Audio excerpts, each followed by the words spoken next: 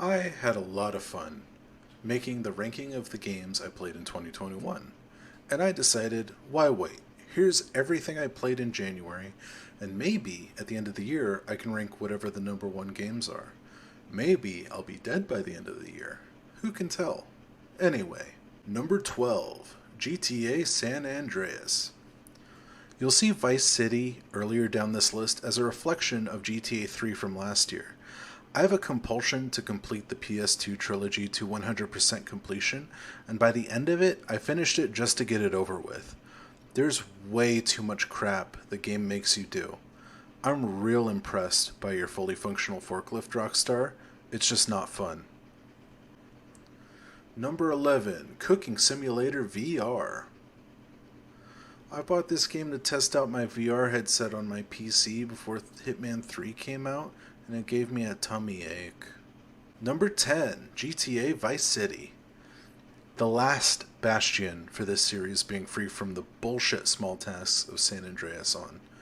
Once again, I felt compulsed to finish the game 100%. It does start to drag after a while, but it is what it is. Number 9, Beat Saber. I love a good rhythm game, and I'm gonna keep playing this one. Number 8, Spyro 2, Ripto's Rage. I played this to fill time during a stream, and it's always a treat. Just delightful. Number 7, Control. I loved this game when I started it. It reminded me of Lost a whole lot. Listen, and do follow the safety protocols. Read the manual. Otherwise, bad things will happen.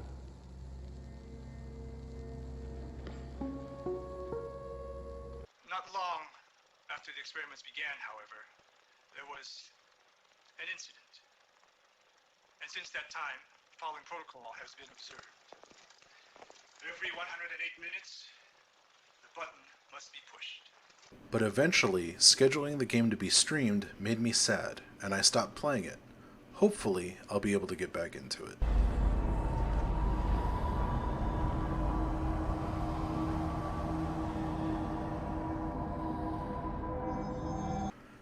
Number 6, Super Hot VR. I have never felt cooler playing a game than Super Hot.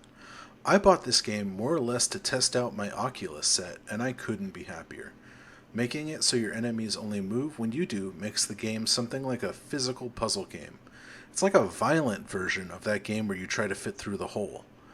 You sort of have to get the right order to take your enemies out while feeling like John Wick. Number 5, Hitman 2.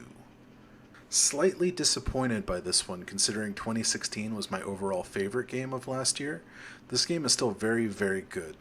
My favorite hit is the one where you just help arrange that idiot hitman that's also after your target. Number 4, The Outer Worlds. Have you ever had a colleague or coworker that was just a little too dedicated?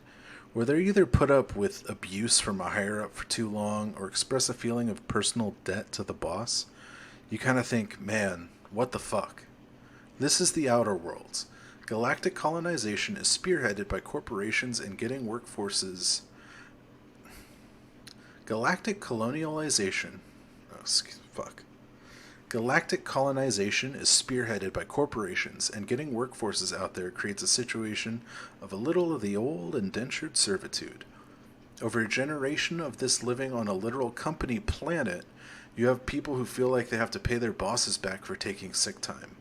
Made by Obsidian as a spiritual successor to Fallout New Vegas, this game has excellent shooting and RPG mechanics and is a full-blown recommendation from me. Hayes was the best self-sacrificing son of a saint I ever met. Halcyon is worse off without him.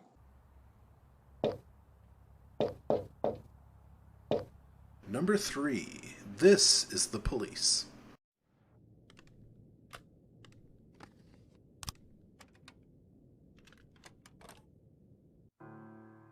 A police chief 6 months out from his forced retirement. You decide you have to make $500,000 to make up for your lost pension. Soon getting mixed up with the mob, you have to balance their wants with a corrupt city hall, and of course, the people who work for you. The core gameplay consists of sending out your officers through the city dispatch. You have to decide how much force to use to make right by the city. You get into all kinds of interesting situations. The mob will offer you money to just not respond to certain calls. The mayor's office will ask you to crack down a little harder on certain situations with your request for a budget increase on the line. This isn't one for you fucking dorks who don't like politics in video games because all you do is politic. Definitely enjoyed this one. No idea how I got so barbaric. Number 2, Resident Evil 4 VR, August 30th, 2016. I walk into the living room of my house to see my roommates excitedly gathered around the TV. A download progress bar is on the screen as they chatter and break into the snacks and drinks they've bought for the night.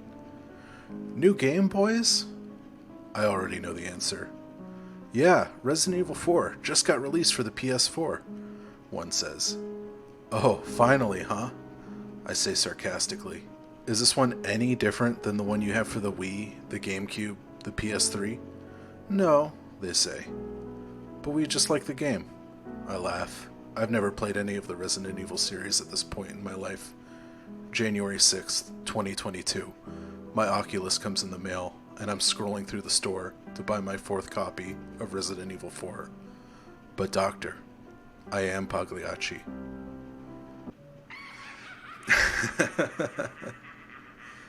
Number 1, Killer 7. I have never in my life played a game like Killer 7, and I suspect I may never play a game like it again. Everything in this game drips with style, and you absolutely never know where the game is going next. This is a must play for anyone in the hobby of gaming, and I'm keeping the footage solely from the first level as to not spoil any of the context. This game has easily jumped into one of my favorite games of all time.